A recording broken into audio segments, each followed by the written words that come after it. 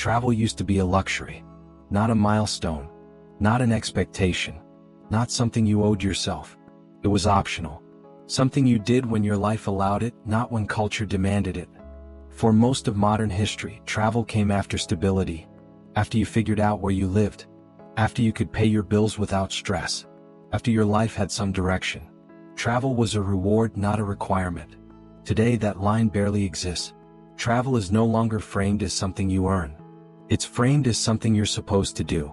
And when people stop seeing travel as a luxury, they stop making rational decisions about it. They start making emotional ones. Decisions driven by comparison, by pressure, by the fear of falling behind. That's where the problem begins. You see it every year. Your friends in different places, different countries, different cities. Every year somewhere new.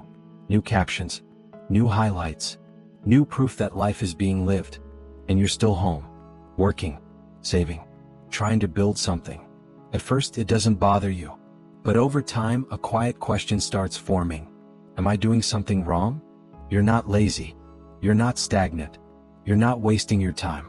But when everyone else seems to be moving, staying still starts to feel like failure. Even when it isn't. That's how FOMO works. It doesn't tell you you're behind because you actually are. It tells you you're behind because someone else is visible. You don't see the credit card balances. You don't see the payment plans. You don't see the stress that comes later. You only see movement. And movement gets mistaken for progress. That's when luxury starts feeling like a necessity. A necessity is something you need to survive. Food, shelter, safety, stability. These are the things life collapses without. Travel does not belong on that list. You can live a full, meaningful life without boarding a plane every year. You can grow, mature, and succeed without constant movement. Yet culturally, travel has been placed right next to necessities. As if staying home means you're failing. As if not traveling means you're wasting your youth. As if a life without frequent vacations is incomplete. That belief didn't come from nowhere. It came from a culture that confuses visibility with success. A decade ago, travel looked different. You planned for it. You waited. You made sure your life could carry the cost first. Trips were spaced out because money had limits. Because time had limits. Because responsibility came first. Today, travel fits inside a checkout screen. 3 payments. No interest for now. A confirmation email arrives before doubt has time to catch up. The experience didn't change. The friction did. And when friction disappears, restraint disappears with it. This is how debt enters quietly. Not through recklessness, but through normalization. Imagine someone booking a trip they can't really afford. They're not irresponsible. They have a job. They're functioning. They tell themselves it's just one credit card. That they'll pay it off later. That everyone does this now. They don't feel like they're making a bad decision. They feel normal. That's when debt works best. When it doesn't feel like a mistake, but a lifestyle decision that feels socially approved. There's a moment that never gets posted. You're back from the trip. The excitement fades. The photos stop getting attention. Life returns to normal. But the balance stays. The payment plan stays. The pressure stays. The trip ends, but the obligation doesn't. That's when people realize something uncomfortable. A necessity supports your life. A luxury can weigh it down. There's a silent comparison loop that forms over time. You don't just see your friends traveling. You see them doing it consistently. Different places every year. Sometimes multiple trips in the same year. And eventually, the comparison stops being about travel. It turns inward. You start questioning your pace, your decisions, your priorities.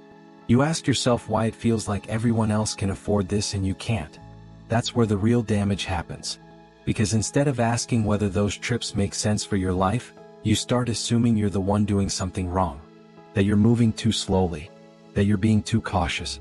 That maybe you should loosen up. What you don't realize is that comparison compresses time. You're comparing your present to someone else's highlight reel. You don't see what they delayed. You don't see what they sacrificed. You don't see what they ignored to make those trips happen. You only see the outcome. And when outcomes are visible without context, discipline starts to look like failure. There's a reason travel feels especially urgent in your 20s. It's the decade where life feels unstable. You don't fully know who you are yet. Your career isn't solid. Your finances are fragile. Your identity is still forming. Travel becomes a shortcut to feeling accomplished. It gives you something to point to. Something that looks like progress even when nothing underneath has changed.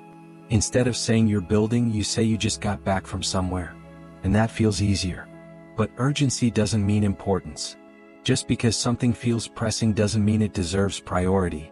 In your 20s, almost everything feels urgent. But not everything is foundational. Travel feels meaningful because it's visible. Stability feels boring because it's quiet. And quiet work doesn't photograph well. There's a difference between exploration and escapism. Exploration comes from curiosity. Escapism comes from dissatisfaction. Some people travel to see the world. Others travel to interrupt their lives. They don't hate their job enough to quit.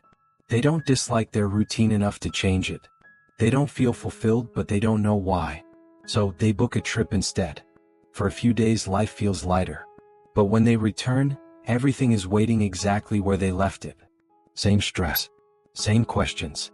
Same pressure. No destination fixes that. There's a concept that's quietly disappeared from modern life.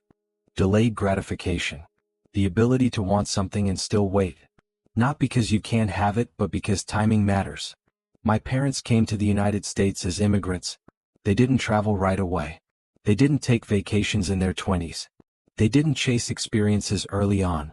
They were focused on building something first. Stability. Security. A foundation strong enough to stand on. The first time they really traveled was much later, in their 40s.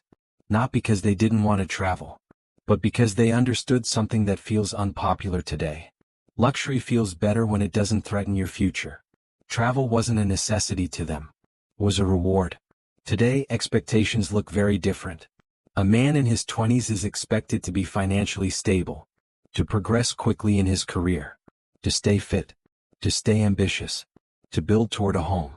And at the same time, he's expected to afford multiple vacations every year. That isn't balance. That's overload. You can't demand long-term stability while also demanding short-term luxury from someone who hasn't had time to build yet. Something has to give. And most of the time it's the future. Delayed gratification isn't about deprivation. It's about alignment. It's about choosing to build first, so enjoyment doesn't come with anxiety later. Freedom isn't movement. Freedom is stability. It's being able to rest without escaping. It's enjoying where you are without needing proof that your life matters. When people stop confusing luxury with necessity, they stop financing moments and start building foundations. Travel is not bad. Luxury is not bad. But calling luxury a necessity is how people justify decisions that quietly work against them. A luxury should enhance your life, not delay it. The goal isn't to see the world as fast as possible. The goal is to build a life you don't feel the need to escape from. And when people remember that, travel stops being a necessity. It becomes what it was always meant to be. A luxury.